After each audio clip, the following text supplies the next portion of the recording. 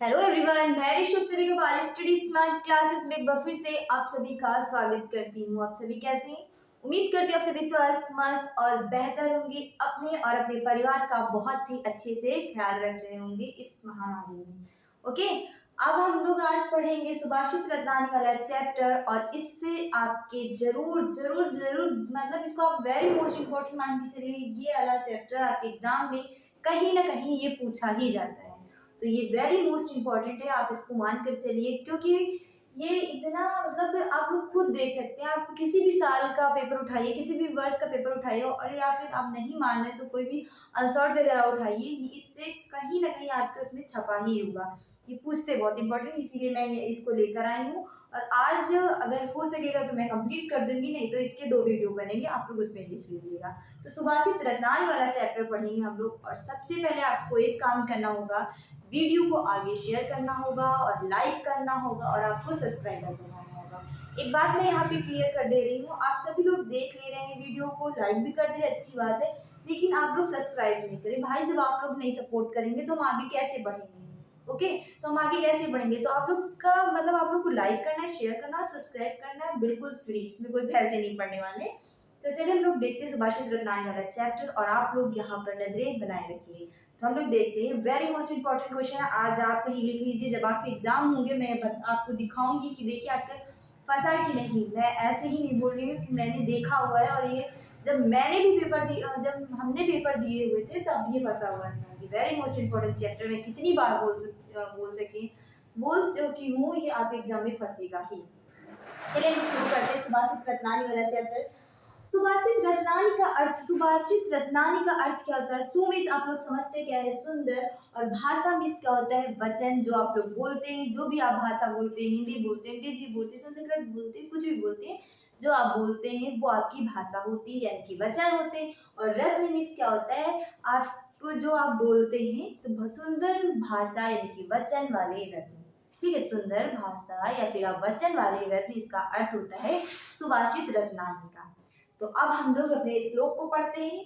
और यहाँ पे मैंने आपके, ये आपका पार्ट 4 का है, सेशन आपके 4 है, वहां से ये मैंने लिया संस्कृत दिग्दर्शिका, इतना तो आप लोग जानते ही होंगे। अब हम ये श्लोक को पढ़ेंगे और उससे पहले मैं आपको यहाँ पर आपको संदर्भ बता देती हूँ कि आप कैसे लिखेंगे सुभाषित रत्नानी वाला। संदर्भ कैसे लिखेंगे? प्रस्तुत श्लोक हमारी पाठ्य पुस्तक, ठीक है, प्रस्तुत श्लोक हमारी पाठ्य पुस्तक संस्कृत दिग्दर्शिका के सुभाषित रत्नानी नामक पाठ से, यानी या फिर नामक लिखिए या पाठ से अवतरित है, इतना यहाँ पर आपको लिखना है। प्रस्तुत श्लोक हमारी पाठ्य पुस्तक संस्कृत दिग्दर्शिका के सुभाषित रत्नानी नामक पाठ से लिया गया या पाठ से अवतरित है। आप यहाँ पर जो भी ले सकते हैं ले लीजिए। ये आपका श्लोक है। यहाँ पर संस्कृत में आपके यहाँ पे श्लोक जैसे गद्य और पद्य होते हैं, उसी तरीके से इसमें भी आपका यहाँ पर आपको जैसे आप एक का पैराग्राफ देंगे इसमें भी, और यहाँ पर ये श्लोक होंगे, वहां पर भी जैसे गद्य की तरीके से, जैसे गद्य में पैराग्राफ देते हैं और काव्य में दोहे देते हैं, इसी तरीके से संस्कृत में ये आपके श्लोक हैं।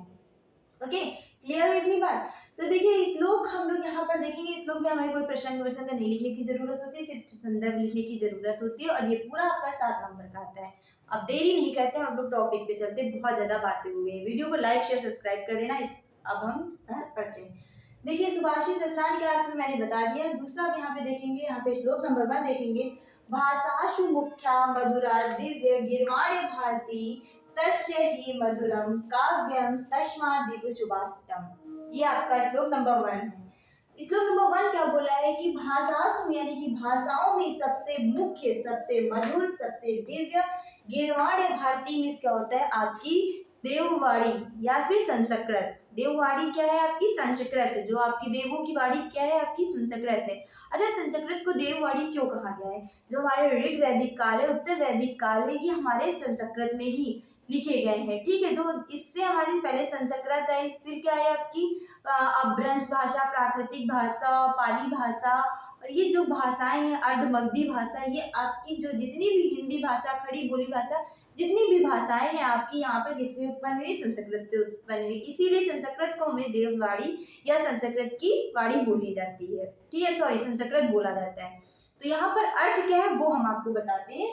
भाषाओं में सबसे मुख्य, सबसे मधुर, सबसे दिव्य गिरवाणी भारती यानी कि संस्कृत यानी कि आपकी देववाणी है। फिर उससे भी मधुर, किससे, देववाणी से भी मधुर मधुर उसके काव्य हैं। फिर उस देववाणी से भी मधुर उसके काव्य हैं, यानी कि तश यानी कि उसके, मधुर यानी कि आप लोग जानते हैं कि आपके उसके काव्य हैं, तश्मादिक।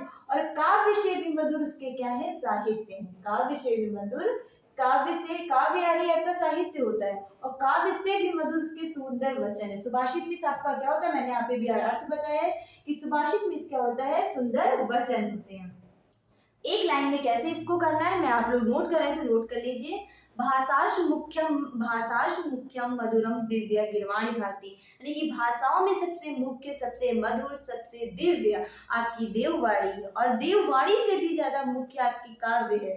ठीक है, देववाणी से भी प्रमुख आपके मधुर आपका क्या है, काव्य, और काव्य से भी मधुर इसके क्या है, वचन है, सुंदर वचन है। आपको यहाँ पे ज्यादा बना चढ़ा के लिखने की कोई जरूरत नहीं होती है, बस आपको यहाँ पर इतना ही लिखना होता है। समझ में आ गया कि क्या कहा मैंने, भाषाओं में सबसे मुख्य, सबसे मधुर, सबसे दिव्य आपकी संस्कृत वाणी यानी कि देववाणी है, और उससे भी मधुर उसके काव्य यानी कि उसके साहित्य हैं, और काव्य से भी अधिक प्रिय यानी कि काव्य से भी अधिक मधुर उसके सुंदर वचन। यहाँ पर इतनी बात कही गई है, आप लोगों को समझ में आ गया होगा। दूसरा हम देखते हैं, दूसरा श्लोक क्या करते हैं, सुखार्थिना कुतो विद्या कुतो विद्यार्थिनम सुखनम, सुखार्थी व तज्जेत विद्या विद्यार्थी व तज्जेत सुखनम। ठीक है, दोबारा मैं पढ़ के सुना देती हूँ, इसका अर्थ साथ साथ मैं बताती चलती हूँ आपको। सुखार्थिनो कुतो विद्या कुतो विद्यार्थी सुखनम। देखिए, सुख चाहने वाले को, सुखार्थी यानी कि सुख चाहने वाले, आर्थी जिसको हम लोग चाहते हैं, सुख चाहने वाले को विद्या कहा। समझ में आई बात, सुखार्थिनो कुतो विद्या, यहाँ से यहाँ तक इसका अर्थ है सुख चाहने वाले को विद्या कहा, और कुतो विद्यार्थी सुखनम, और जो सुख चाहने वाले को विद्या कहा और विद्या चाहने वाले को सुख कहा। यहाँ पर ये बात कही गई, यहाँ पर यह बात कही जा रही कि सुख की इच्छा रखने वाले को, सुख की इच्छा रखने वाले को विद्या कहा, और अगर जो विद्या की इच्छा रखते हैं तो उन्हें सुख कहा। आप ही लोग में से कई बच्चे होंगे कि जो दिन रात पढ़ाई करते होंगे अच्छे खासे नंबर लाने के लिए, वो बाहर की दुनिया नहीं जानते हैं कि कहाँ क्या हो रहा है, घर में क्या हो रहा है, क्या नहीं हो रहा है। जब आप सुख की इच्छा रखेंगे तो आप स्टडी करें, एक रूम में पूरा कैद हो जाते हैं। जैसे आप में से कई बच्चे होंगे कि जो बहुत अच्छे से पढ़ाई करेंगे, दिन रात 8 से 9 घंटे अपने लिए दे रहे होंगे, तो उनको बाहर की बातें क्या पता क्या हो रही, तो वो एक तरफ से अपने आप को कष्ट दे रहे हैं। आपसे कहा जाए 1-2 घंटे एक जगह पर बैठिए, जो बच्चे नहीं पढ़ते हैं, लेकिन आप में से सभी अच्छे हैं, सब पढ़ते होंगे, आपको अपने एग्जाम देने अच्छे नंबर लाना है, तो आप में से सभी बच्चे जो होंगे तो आप क्या करेंगे कि मतलब वो आप सुख त्याग कर, आप विद्या पाने के लिए अपना सुख त्याग रहे हैं। तो वही बात कही जा रही है कि सुखार्थिनो कुतो विद्या, सुख चाहने वाले को विद्या कहा और विद्या चाहने वाले को सुख कहा। विद्यार्थी व तज्जेत विद्या, सुखार्थी व तज्जेत विद्या, और सुख की इच्छा रखने वाले को विद्या त्याग देनी चाहिए। सुख की इच्छा रखने वाले को विद्या त्याग देनी चाहिए। बिल्कुल सही, यहाँ पर ये श्लोक जो है आप सभी पर निर्भर करता है, क्योंकि आप ये जो आपको हमारे और आपकी जो बिल्कुल रिलेटेड है, मतलब ये लाइफ में पूरा एक क्या बोल सकते हैं कि बिल्कुल आपको इस, जो बच्चे नहीं समझ रहे हैं वहाँ पे समझे कि आपको इस श्लोक में क्या कह रहा है। तो सुखार्थिना व तज्जेत विद्या, सुख की इच्छा रखने वाले को विद्या त्याग देनी चाहिए, और विद्यार्थी व तज्जेत सुखना, अब सुख की इच्छा रखने वाले को विद्या त्याग देनी चाहिए, और विद्या यानी कि विद्या की इच्छा रखने वाले को आप क्या करना चाहिए, सुख त्याग देना चाहिए। जो पढ़ते हैं, जो लिखते हैं, उन्हें सुख त्याग देना चाहिए। आपको इन दोनों में से एक ही चीज मिलेगी। आप अगर पढ़ना चाहते हैं तो सुख त्याग देंगे, आपको अगर ये अच्छा पढ़ते हैं आगे कुछ बनने के लिए, ताकि हम आगे बढ़े, ताकि आगे की लाइफ जो है अच्छे से निकले, गुजरे, जो भी आप समझें। तो इसका अर्थ क्या है, सुखार्थिनो व कुतो विद्या, सुख चाहने वाले। अब एक लाइन में मैं आपको बता रही हूँ, आप कई बच्चे नोट कर रहे होंगे तो नोट कर ले। तो सुख की इच्छा रखने वाले को विद्या कहा, और विद्या यानी कि जो विद्या चाहते हैं, विद्या चाहने वाले को सुख कहा। ठीक है, तो ये बात यहाँ पर है, सुख की इच्छा रखने वाले को विद्या त्याग देनी चाहिए, और विद्या चाहने वाले को सुख त्याग देना चाहिए। क्लियर। दूसरा हम देखते हैं, जल बिंदु निपातेन क्रमशः मूर्ते घटतः सा हेतु सर्व विद्या धर्मस्य च धनस्य च। फिर से देखिए, जल बिंदु निपातेन क्रमशः पूर्णते घटता सा हेतु सर्व विद्या धनस्य च धर्मस्य च धनस्य च। देखिए बूंद बूंद जल की जब बूंदें गिरती हैं, यहाँ पे श्लोक का क्या कह रहा है, जब जल की बूंद बूंद गिरती हैं तो घड़ा, यानी कि जल की बूंदें जब क्रम से गिरती हैं, लगातार गिरती हैं तो घड़ा भर जाता है। एक बूंद जब जल से बूंदें गिर रही हैं, टपक रहा है, पानी गिर रहा है लगातार, क्रमशः यानी कि लगातार, तो एक दिन कहीं ना कहीं वो घड़ा भर जाएगा। ठीक है, क्लियर है। उसी तरीके से आपकी विद्या है, आपका धर्म है और धन है। किस तरीके से, जिस तरीके से आपकी जल की बूंद बूंद गिरने से घड़ा भर जाता है, उसी तरीके से धन और विद्या और धर्म है। कैसे? आप धन एक साथ तो कुछ नहीं ले आते, या फिर आप कहीं चोरी करते, डकैती डालते तभी एक साथ लाएंगे, लेकिन आपको यहाँ पर सुंदर, जो आपको, आप लोग अच्छे बच्चे हैं, आप लोग, आपको ऐसा नहीं करेंगे, आप लोग मेहनत करके लेके आएंगे, तो क्या करेंगे, आप थोड़ा थोड़ा कर कर लेकर आएंगे। तो थोड़ा थोड़ा करने से आपके पास आज इतना है तो किसी दिन इतना हो जाएगा। वही बात यहाँ पर कही जा रही। और धर्म है, जैसे अपने धर्म का आप जैसे जैसे प्रचार प्रसार करेंगे, उसे आपका धर्म फैलेगा। जैसे कि बौद्ध धर्म, जैन धर्म है, ये धर्म को आप पहले आप लोग यहाँ पर अपने धर्मों के अलग अलग लोग आते थे यहाँ पर धर्म का प्रचार प्रसार करने। उसी तरीके से आपका धन है, उस धन तो मैंने बताई जो, उसी तरीके से विद्या है। अब जब विद्या, अब एक दिन में तो आप बिल्कुल गूगल तो बन नहीं जाएंगे, एक दिन में क्या सारी चीज आप पढ़ ले, थोड़ा थोड़ा थोड़ा थोड़ा करके। आप जैसे अपने एग्जाम्पल लीजिए, इंटर आप लोग पढ़ रहे हैं तो आपको 1 साल लगा वहां से वहां तक, ये आप एक दिन में तो नहीं पढ़ सकते, तो थोड़ा थोड़ा कर कर आपने पूरा अपना सिलेबस कंप्लीट कर लिया। तो यहाँ पर क्या कह रहा है कि जल की बूंद, यहाँ पर आप लोग ऐसे लिखेंगे कि जल की बूंद बूंद, यानी कि गिरने से, लगातार गिरने से, जल की लगातार बूंद बूंद गिरने से घड़ा भर जाता है। उसी तरीके से आपका, यानी कि आप लोग वहां पर क्या लिखेंगे कि उसी तरीके से आपकी विद्या है, धर्म है और धन है। क्लियर हुआ? नेक्स्ट हम लोग देखते हैं, काव्य धर्मस्य विनोदेन कालो गच्छति धीम्रताम व्यवशेन च मूर्खम विद्या कलहीन वा। देखिए क्या लिखा हुआ है, जो आपके ज्ञानी व्यक्ति होते हैं, जो आपके विद्वान व्यक्ति होते हैं, उनका समय कहाँ चला जाता है, उनका समय काव्य को पढ़ने में, शास्त्र को पढ़ने में, उनकी बातचीत करने, विनोदेन यानी कि बातचीत करने में, पढ़ने में उनका समय व्यतीत हो जाता है। जो विद्वान और ज्ञानी लोग होते हैं। चौथे नंबर का मैं क्या बोल रही हूँ, काव्य शास्त्रेन विनोदेन कालो गच्छति धीम्रताम, यानी कि जो विद्वान लोग होते हैं, जो मतलब ज्ञानी लोग होते हैं, उनका समय जो है काव्य को पढ़ने में, शास्त्र को पढ़ने में, शास्त्र, काव्य और शास्त्र की बातचीत करने में उनका समय व्यतीत होता है। और जो यहाँ व्यवसेन होता है, यानी कि वे अपना काव्य को पढ़ने में अपना समय व्यतीत करते हैं। फिर उसके बाद कह रहे व्यवसेन चा मूर्खता निद्रा कह रहे हैं, और जो बुरे लोग होते हैं, जो मूर्ख लोग होते हैं, उनका समय निद्रा यानी कि सोने में चला जाता है, कलहीन यानी कि दूसरी की बुराइयों में चला जाता है। समझ में आई बात कि यहाँ पर क्या बोला है कि काव्य शास्त्र विनोदेन कालो गच्छति धीम्रताम, यानी कि जो ज्ञानी व्यक्ति होते हैं, विद्वान व्यक्ति होते हैं, उनका समय काव्य को पढ़ने में, शास्त्र को पढ़ने में और अपने काव्य और शास्त्र जो होते हैं उनमें बातचीत करने में उनका समय व्यतीत होता है। लेकिन जो मूर्ख लोग होते हैं, जो बुरे लोग होते हैं, जो मतलब क्या बोल सकते हैं, और हाँ यही पर आपको बना के यहाँ पे नहीं लिखना है, जो यहाँ पर वही आपको लिखना है, क्योंकि आप बना के लिखेंगे कि आप गद्य पद्य कर रहे हैं तो बना के लिखेंगे, जो इसमें वही लिखना है।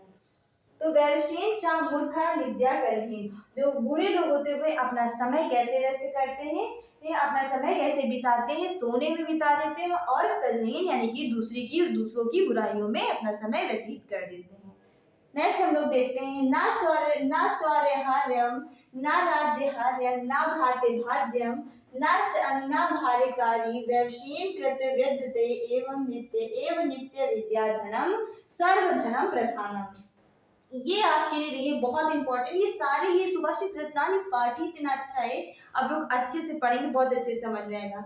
ना चौरे चौरन, विद्या रूपी धन, आपका विद्या जो है एक ऐसा धन है, ना चोर जो है चोरी कर सकता है, और चार निष्काक है, और ना चोर चोरी कर सकता है, ना राज्य ना राजा आपसे छीन सकता है, ना भ्रातृभाज्यम, ना ही आपका भाई आपसे छीन सकता है। क्या मैं किसकी बात कर रही हूँ? विद्या की बात कर रही हूँ। ना ही आपसे आपका भाई विद्या छीन सकता है, ना भारकारी। और आपके पास अगर कोई विद्या या आपको कुछ आता है, आप स्टडी में से, आपको विद्या में से कुछ भी कुछ आता है, तो क्या आपको जब आता है उसको भारी लगता है? नहीं, लेकिन जब आता है आपको प्राउड फील होता है कि हमें आता है।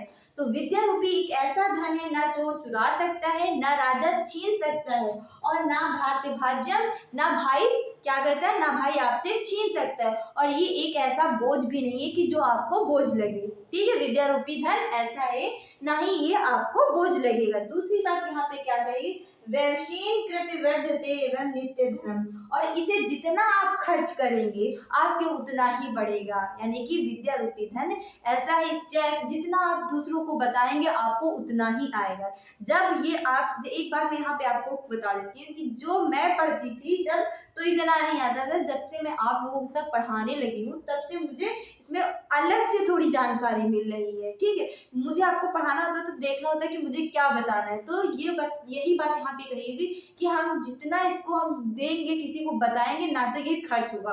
और ये हमें विद्या नित्य धनम, विद्या जो है ये सभी धनों से क्या है, प्रधान है। विद्या सभी धनों से क्या है, हमें आगे चलने में मदद करती। तो इसी यहाँ पे क्या है, विद्या रूपी सर्वधनम प्रधानम, विद्या जो है सभी धनों से क्या है, प्रधान है। तो यहाँ पर श्लोक में ये कहा गया है, ना चोर चोरी कर सकता है, ना राजा छीन सकता है, ना ही भाई के द्वारा बांटा जा सकता है, और ना ही हमारे पे बोझ लगता है। और इसे जितना ही हम वृद्धि करेंगे, जितना दूसरों को बांटेंगे, उतना ही ये बढ़ेगा। विद्या रूपी धन जो है सभी धनों में, यानी कि सर्वधन प्रधानम, सर्वधन ये सभी धनों में ये प्रधान है। यहाँ पर इतनी बात कही गई। आप सभी को सभी श्लोक समझ में आ गए होंगे। नहीं आए होंगे तो वीडियो को आप पीछे जाकर देख लीजिएगा, और वीडियो को मतलब लाइक तो करना ही, आगे शेयर भी करना है। समझ में आ गया होगा। तो आज की हमारी क्लास यहीं तक, फिर कल मिलेंगे नई वीडियो के साथ। इसी का पार्ट 2 आप लोग देखना मत भूलिएगा। वीडियो को लाइक करिए, शेयर करिए और सब्सक्राइब करिए। Thank you so much. जय हिंद, जय भारत।